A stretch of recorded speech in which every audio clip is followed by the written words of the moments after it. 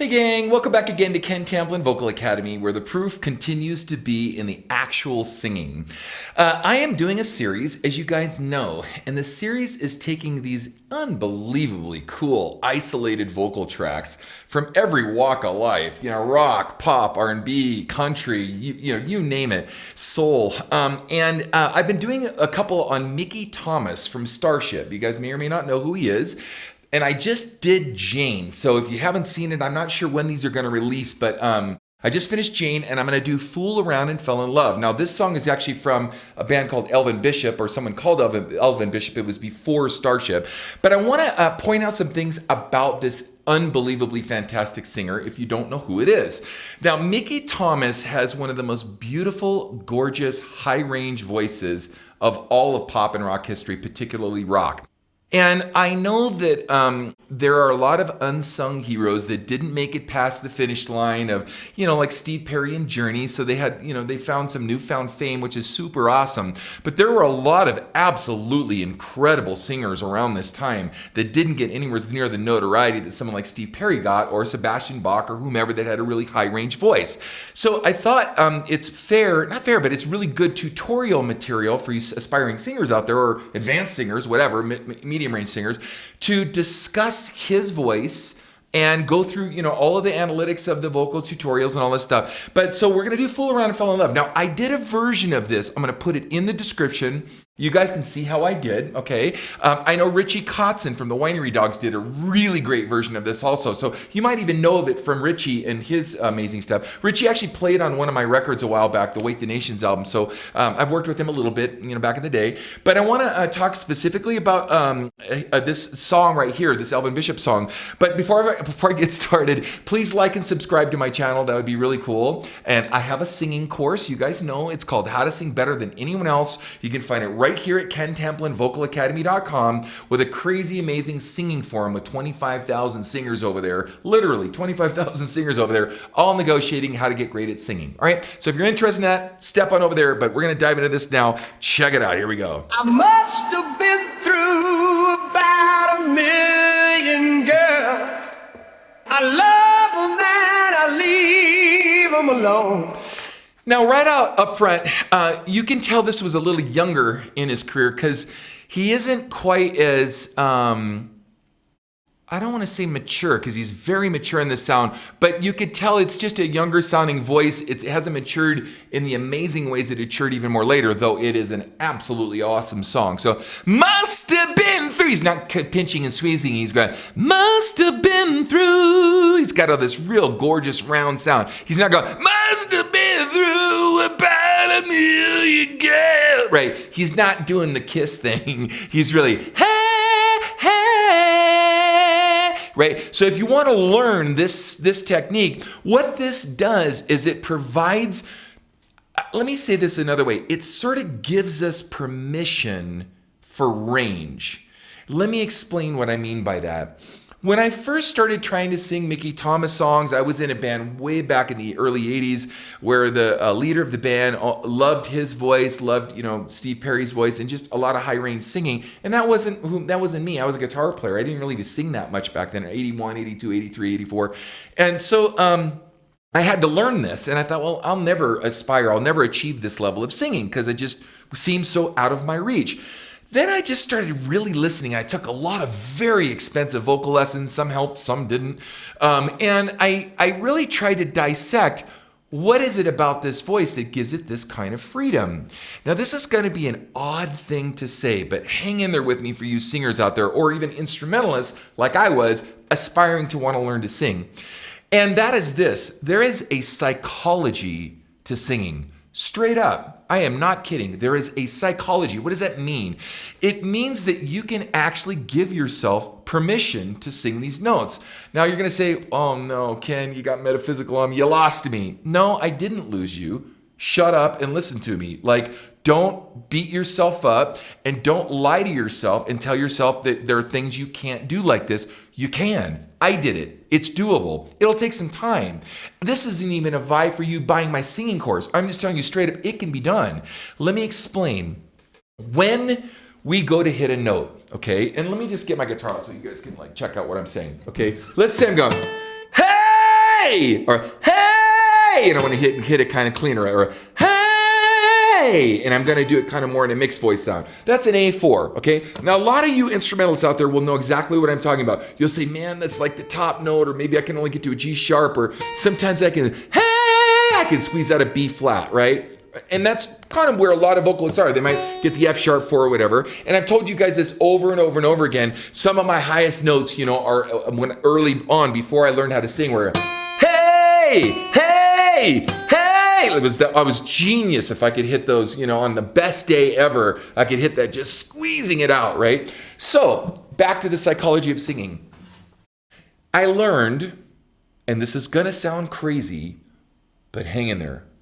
I learned that a high note has, I want to say very little to do with the high note, because they're high notes. They're you know, if everybody could do them, everybody would do them, right? It is about this. Correct support. We've talked a lot about this. Why does this matter? Well, this abdominal cavity and everything that goes with it, this whole abdominal support mechanism, gives you the ability to relax the chest. Now, why do I say that? Well, because then the breath isn't coming from here, only in the intercostal muscles in the lung. And the lung, you know, the rib cage expands, it collapses, it expands, it collapses. And you're trying to like this. What that does when you start to, or when you sing only from the rib cage, is the intercostal muscles and your upper torso increasingly become kind of go into like a fight or flight response, and they become more and more and more tense, right? So combine that with not building up good open throat technique, which I cover big time in my course. So when we have this open throat technique, as we're going back and forth between building muscle structure that holds the throat to stay open so it doesn't pinch and squeeze. Now you can do this just even by doing sliders. And you can feel the freedom of going in and out of chest through the passaggio, the register break, into head voice, back into the register break, and back to the chest. And if and when you get yourself to where you can do that, you can hit these notes. I tell you straight up. So let's get back to the psychology of singing. So what happens, whether it's the national anthem, Land of the Free, right? Or Celine Dion's, you know, what's that? Power of Love, right? Whatever those notes are, what you find is that the body shuts down, it freaks out, it's getting ready for this note, and it's like, I can't, oh, I missed it again. And sometimes you might hit it on a real good day in the shower when you gave yourself permission to hit the note. I kid you not, this is straight up. So what we do is we build up the diaphragmatic support mechanism. This is the engine that drives our car. Then we relax the chest, the neck, and the throat and build good muscle memory gently, just kind of gently going in and out of different vowels, different ways of singing the vowels, right? And all these different things to give us agility in the voice and good intonation and whatnot. Then what happens is, you've built up so much stamina and you built up this ability to just relax the throat that instead of thinking about a note value, what do I mean by that? A specific note that's high, okay? Power of Love, right? Now, I want to go back and revisit what I just said, Power of Love and Land of the Free. Power of Love is, you know, what she sings that note in the song. We've talked about this before, where she'll go, you're my lady, you are my man. Whenever you reach for me, I'll do all that I can. We're heading for something. Power of Love, right? She already sang the note in the song, and karaoke guys, girls, whatever, they sing the note before without any effort or little effort, or usually get through it, and then they blow chunks on the last note. That's true for the national anthem. We've talked about this a lot. Land of the Free, right? Rockets, red glare. We already sang that note in the song. So you already gave yourself permission to sing that note in the song, and then you blow chunks at the end because of fight or flight and freaking out and going, oh no, can I hit the note? Am I going to get the note? And I don't hit the note, right? So back to the psychology of singing, giving yourself permission for this. What happens is, if we have this amazing engine that drives the car, We're not huffing and puffing from our chest. We've got an expanded rib cage, and we kind of have our lungs about half to 3/4 full, and we're using this, and then we're relaxing the throat. When I go to sing, hey, I'm not going, hey, and I'm not yanking or heaving up so much chest voice into that sound. Now, that was all chest just now on the second one, and I can do it with a less strain and less force. I do it all the time. But the point is that you can get to this note because you no longer think about the note as a high note.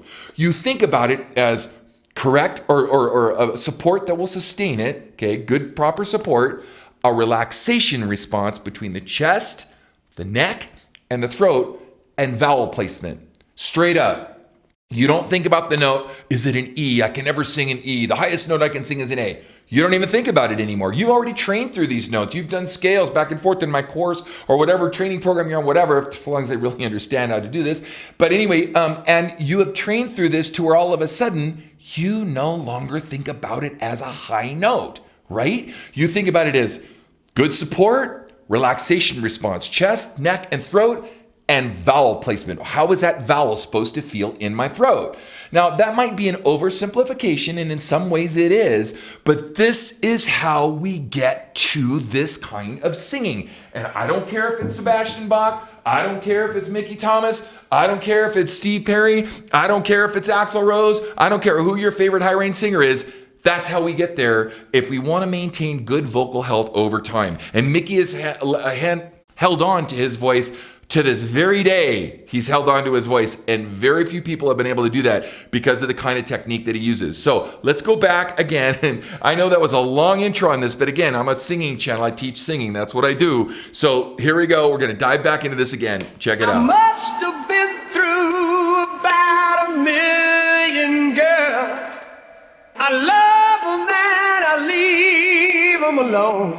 Now, I want you to do this with me. I must have been through about 1,000,000 girls, right? Kind of just belt it out a little bit, okay? Then I want you to back, I must have been through about 1,000,000 girls, right? And I want you to kind of back off that sound. And I want you to play with both of them, but play with the second one more than anything. And then try 1,000,000 girls and sing it a little bit lighter with good support. Don't let it go to the throat. Keep reminding yourself, it's all about the support. This is the engine. If it starts mounting pressure and tension, you're going to feel the throat pinch and squeeze and close down. And as you do this and you start to build this relaxation response of good open throat technique, all of a sudden it starts to go, wow, I can actually see myself doing this. Now, I want to prove one point in this. And I know that the muscle structure in the throat, it's like any muscle group in the body. Your voice is a muscle or a group of muscles, right? And you're going to know, sometimes I can hit that note and sometimes I can't, right? Well, it's kind of like saying, I got this guitar here. Sometimes I can hit, hey, and sometimes I can't. Okay, that's an F sharp 5. It's a high note. However, if it's on the fretboard of your throat and sometimes you can do it and sometimes you can't, that's your fault.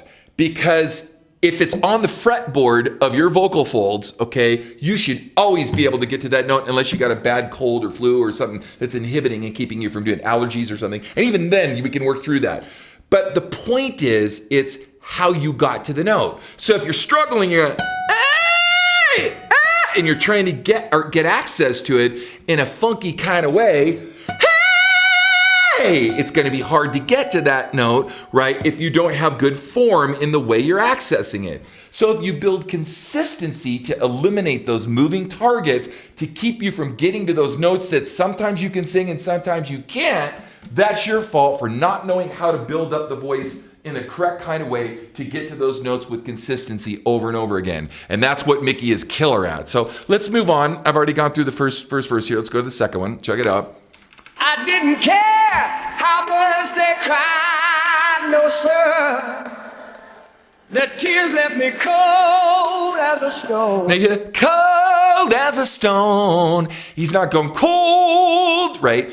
Now we've talked a lot about this too. And all vowel sounds, all of them stem from it's the la, ah. The biggest, roundest vowel that we have, the most robust vowel there is the ah. So if you listen really closely, every vowel he's doing, with some exceptions, e's and oohs and whatnot, where he's bringing some mask into the face, everything has this big, beautiful, round sound to the vowel. Now, some of you out there might be saying, well, Ken, I want to sing with distortion. I like to sing heavier. That's cool. You could take, like Dio, you can add and lean in and get grit into that sound, or as a stone, right? Or you can, what you need to do is you need to start with a clean tone first, build that sound, and then little by little start adding your distorted effect, how much distortion you want to lean into the sound to get it. But you got to start clean first. But if you notice, all of his vowels are very round, and they all are just slight variations of the ah vowel, with the exception of e and oo. I cover this extensively in my singing course.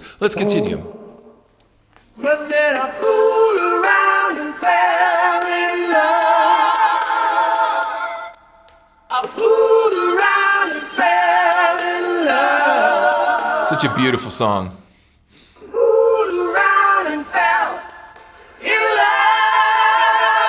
Yeah, love, and you love. You can hit it heavier, or you can hit it lighter, either way, or a mix it. Love.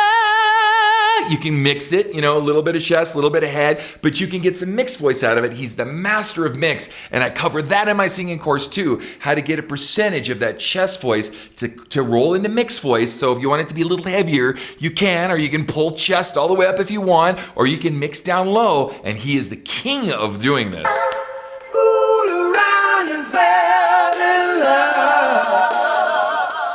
It used to be when I'd see. It used to be when I'd see, right? He's got that real, you can hear him going to falsetto, and there he's entirely into head voice. Listen back to it again. He's not in any kind of chest, and then he actually brings in mix, he brings a little more chest into the sound right after it. Check it out.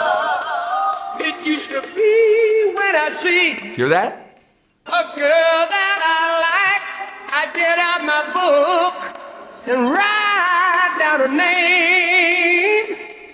But when the grass got a little greener on the other side, I just tear out that. I just tear. You hear that? It's not tear. It's not falsetto. It's not tear. It's not screaming. It's tear. It's a mixed voice, right? Check out my version of this in the description to see. Now, I bring a little more chest because I like a little heavier sound. I did it to please myself, but I think I got it pretty good, if you really listen. But he is mixing like a maniac throughout this, and it's awesome. And you have to know what to listen for to know how to know if he's mixing. Oh, he's just got a naturally high voice. Well, to some degree that's true, but he is mixing. But then I fooled around and fell in love. I fooled around and fell in love. Since I met you, baby, I fooled around and fell in love. I fooled around and fell in love. Now this next section, he's going, ooh,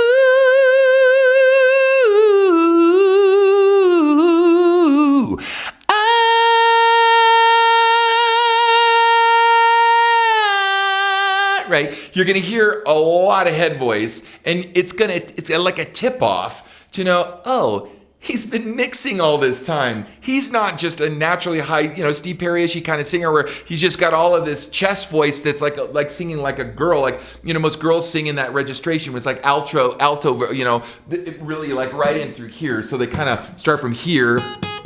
Hey, hey, hey. They kind of sit in this whole range. Yeah, there is some of that, but he's actually mixing like crazy. And this is a tip-off that he's doing. Check it out.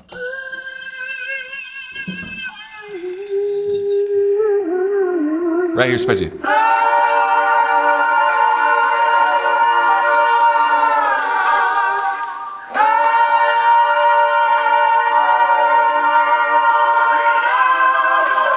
Okay, cool. Here's a guitar solo, so I'm gonna go past it and go to the next vocal section. Hold on, the long solo. Cool solo, but long. Here we go. Anyway, I hope you guys are liking this as much as I am. Free on my own. That's the way I used to be. But since I met you, baby, love got a hold on me. Love's got a hold on me, right? The only time he's kind of really in full chest is on the words on me. Listen close. You can hear it. He's in this beautiful mixed voice, and then the only time he's really in true chest is on the word on me. Check it out. Love got a hold on me. Hear that? Ooh, it's got a hold on me now. Yeah.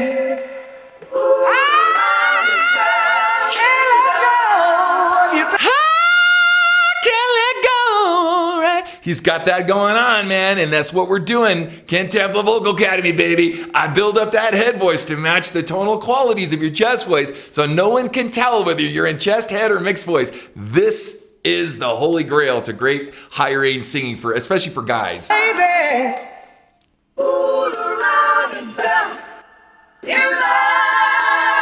I can't stop loving you now.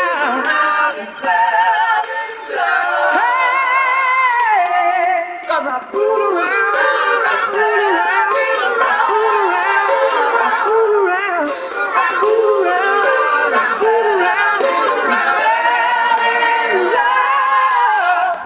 Did you fall in love? Right? Listen to that change. You can actually hear him change. Check it out.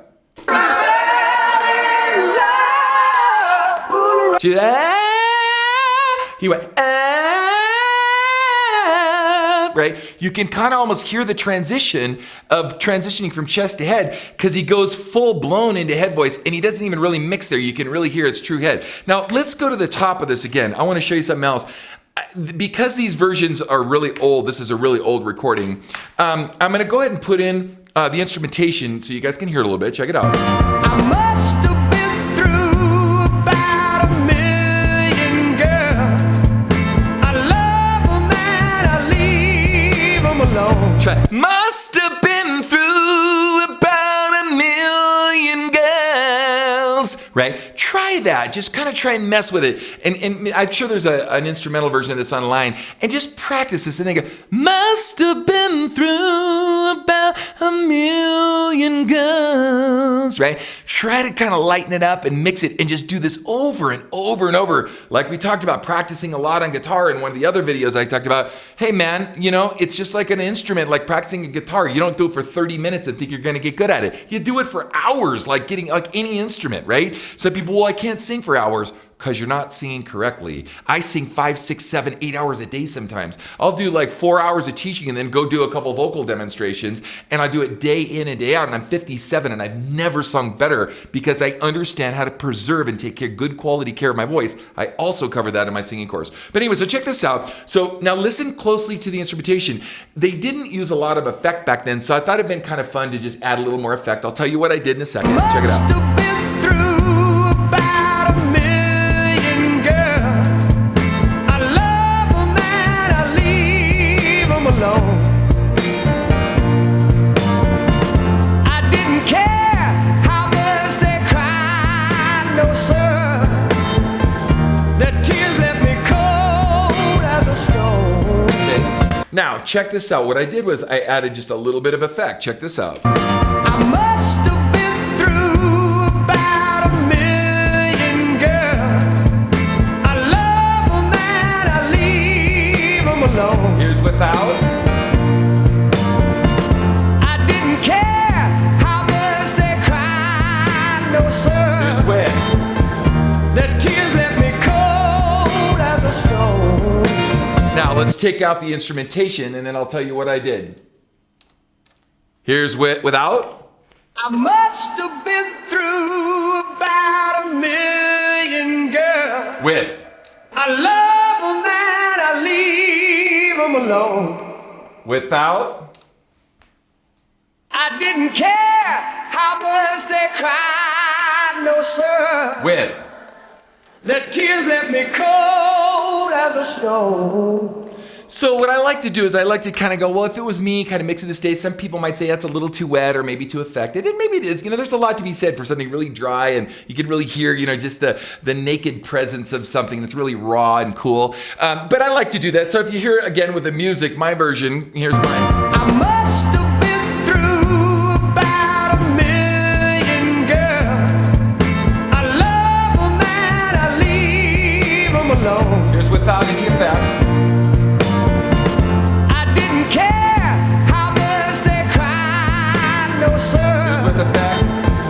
Their tears left me cold as a stone. And all I did was I took the main track and I doubled it, and I pushed one back, hard panned left, 1 frame. I took it the same track, I panned it hard right, 2 frames, and I just added a little bit of room reverb, a little bit of delay, and a little bit of long reverb, and it really adds a lot of flavor to it. I didn't add any chorusing or double or anything like that. I just took it and doubled it with its own original track, setting it back a frame, offsetting it back a frame on the left, 2 frames on the right, a little bit of reverb and stuff. Anyway, gang, if you like what you heard, please like and subscribe to my channel again. I really appreciate it, and definitely check out my next video.